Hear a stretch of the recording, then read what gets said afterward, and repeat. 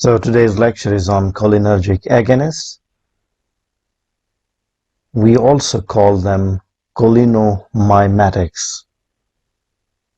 Yes, and the word mimic is from mimicry,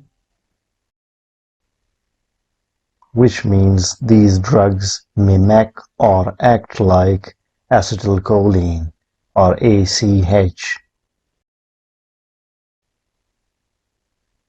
Now these drugs will act either directly or indirectly. What do we mean by direct action? These drugs will bind directly to the cholinergic receptor, while indirectly acting drugs will increase the availability of ACH by reducing the degradation of acetylcholine. So in this way, the acetylcholine concentration will increase. So these are not the receptor binding drugs, but rather they will increase the concentration of ACH.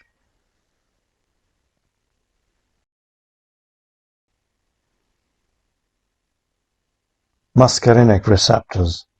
Let's see how many are they. M1, M2, M3, M4, M1 present in the exocrine glands, M2 in heart, M3 widely distributed, and M4 in CNS.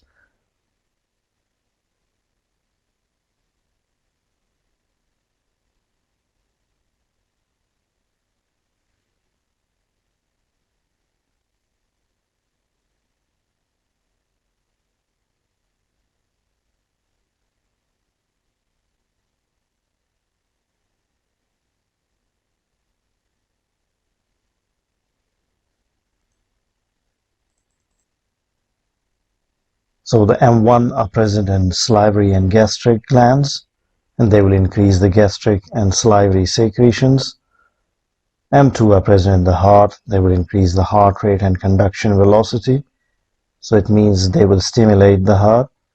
M3, widely distributed, present in the smooth muscles, will cause a smooth muscle contraction, bronchoconstriction, and will induce emesis and are also involved in cerebral vasodilation.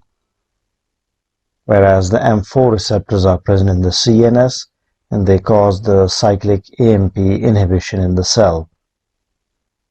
Let's have a look at the classification of cholinergic agonists. Before that, let's see some terminologies. We also call cholinergic agonists as parasympathomimetics or cholineceptor agonist or cholineceptor activating drugs or cholinomimetics. Classification. They act either directly or indirectly as mentioned earlier. So let's see what are the directly acting agents. They include muscarinic agonists such as muscarine and pilocarpine, nicotinic agonists,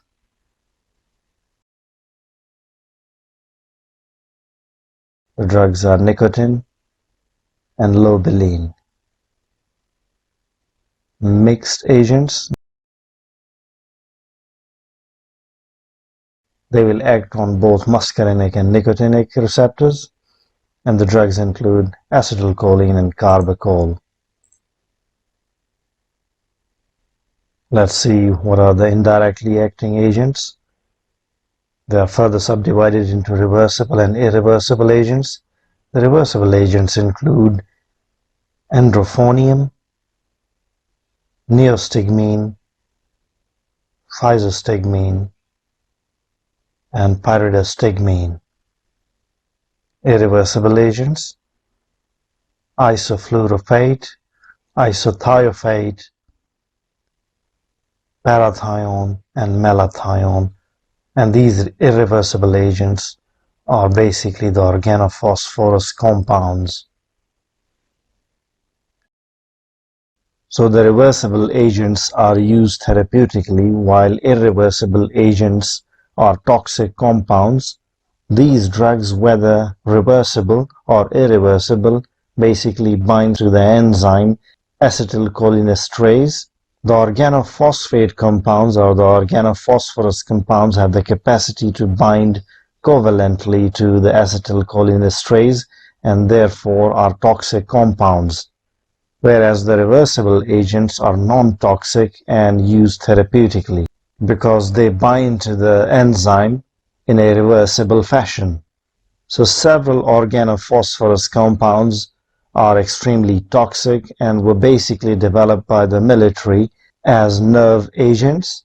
They were also developed as insecticides, for example, parathion and malathion. What are the pharmacological actions of cholinergic agonists?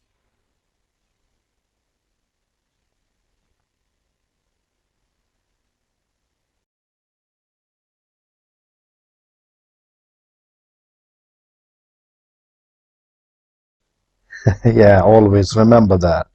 It can happen.